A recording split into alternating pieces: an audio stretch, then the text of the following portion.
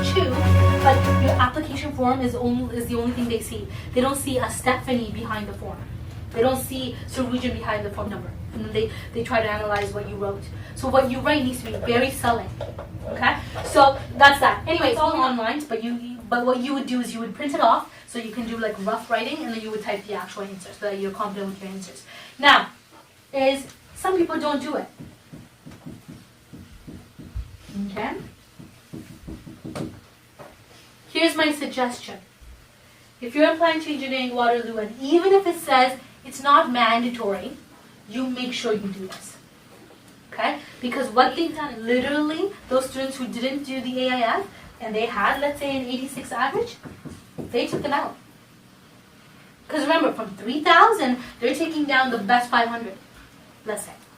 So if you didn't do an AIF, that's easy now. Okay, we're not taking you in. Okay? So read the forms very carefully. Not mandatory might mean do it. Okay, so remember I said I'm going to give you an example of AIF. Here's an example of AIF. Okay? So, part A, which is the first question, it's what I told you. You write a short essay response about why you're applying to Waterloo and why you're interested in your specific program. It has a 900 character limit, which is about 140 words. Whoa. Wow. Because with spaces and periods and stuff, it's about 140 words is what we usually That's short. That's and it's very short. But that's what supplementary forms are generally about. How do you write about yourself? Not about yourself. This is about why you're applying to Waterloo and the program But that how you do chose. you write like? That's the skill that you need to generate. So imagine, guys, just imagine you just found out and you still have at least 3 years. There are some grade 12s who just found out. Do you see the panic rate? So your class is a lot more common than the class that I had a few hours ago. Because I'm interested in the program. I believe Waterloo is the best option for me. Okay, Vishwa. I choose Waterloo because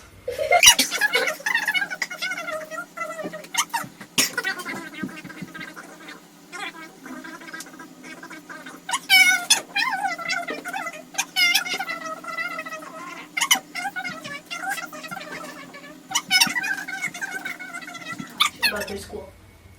What they've told me over and over again is that they know their school is the best. You don't have to tell them. Okay? Which means they're not going to waste time reading about their wonderful school. They already know. They did. So what do they want to know then?